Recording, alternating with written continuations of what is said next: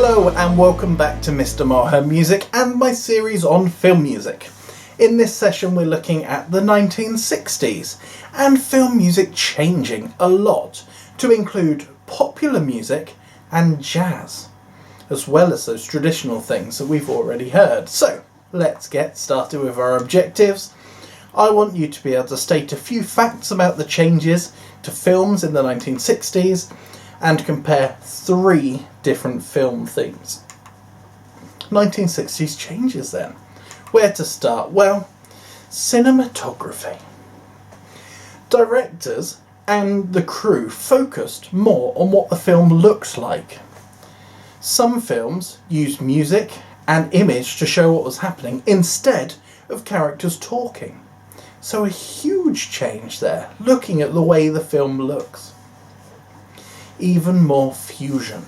Now, fusion is when you've got 2 different genres. So let's take orchestra and let's take rock. 2 quite different genres. Put them together, you've got rock orchestra, you've got fusion. So different types of music put together. This was happening a lot.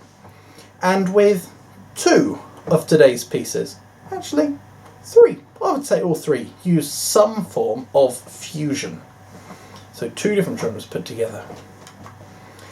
Big scores. So the composers were getting more and more creative, creating huge scores, massive orchestras, and as I keep mentioning, more and more fusion added. Enhanced orchestra, so this is our fusion.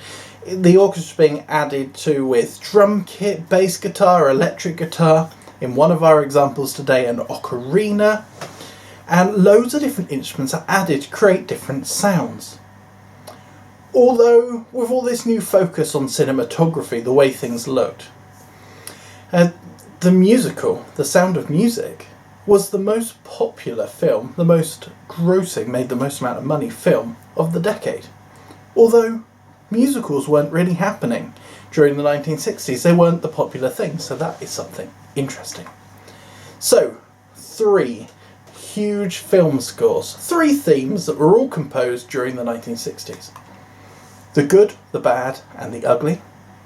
A Western theme, Pink Panther.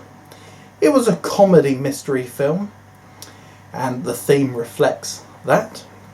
And my final big 3 that I've picked is James Bond, spy, thriller. I've picked these because they have fantastic music by some great composers.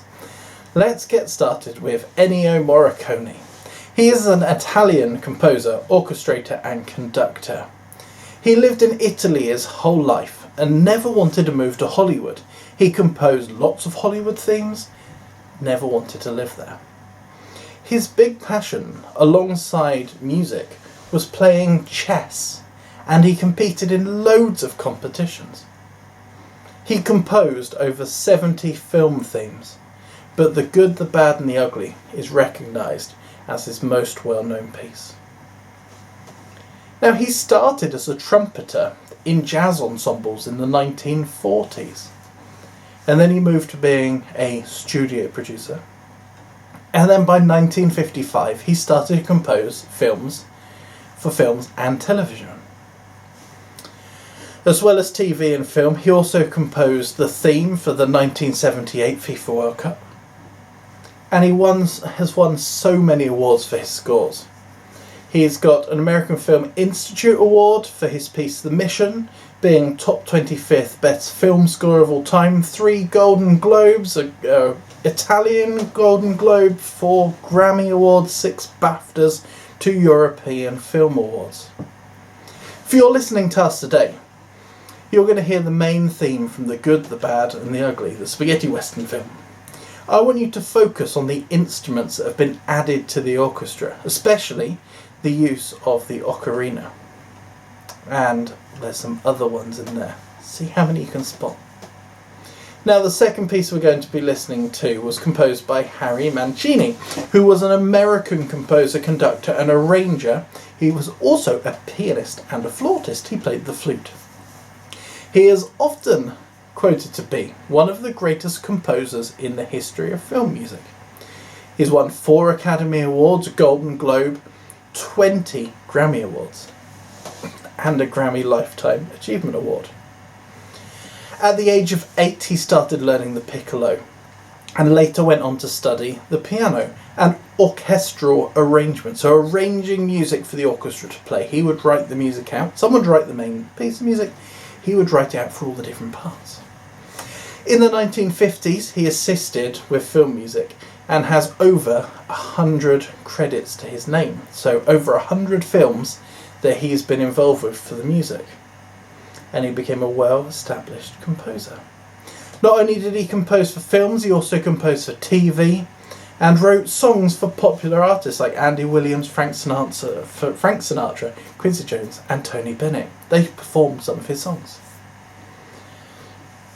Now, Henry Mancini, he recorded over 90 albums in different styles. What an achievement. Now, I've chosen the Pink Panther theme because it's been used in lots of different Pink Panther movies and films and TV shows over time. And it combines popular instrumentation with traditional orchestra arrangement. It starts with just a triangle being played in a really percussive way by it being muted, before the double bass, piano and saxophone joins it, and then the whole orchestra comes in. It also uses chromaticism, which is something quite unusual for the time.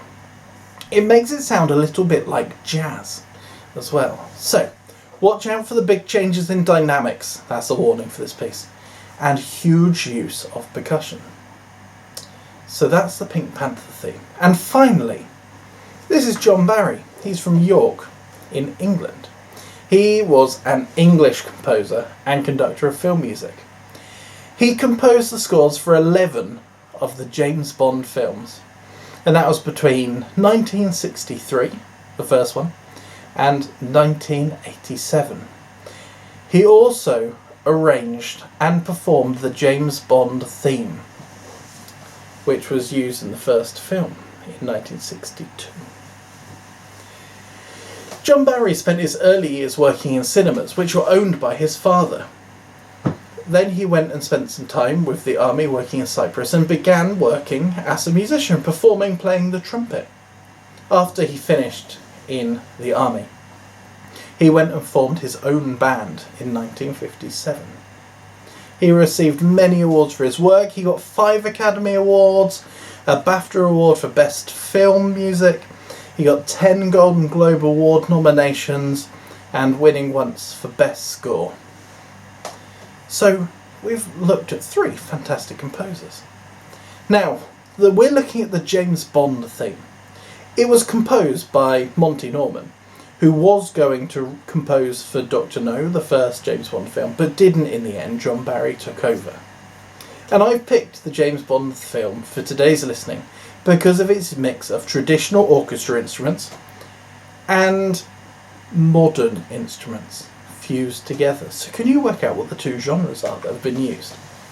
So, comparing 3 very different pieces, look at the tempo of each piece. Fast, slow, somewhere in the middle. The dynamics is going to change a lot in this one, so look where it goes up and where it goes down.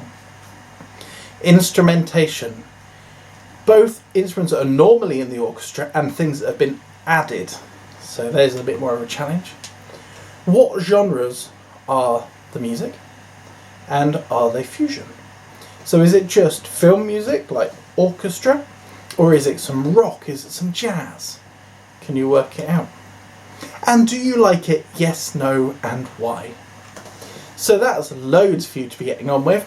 In the playlist, next 3 pieces are those 3 pieces. If you haven't got the worksheet yet, download it from the box below. Enjoy these 3 pieces, they are incredible.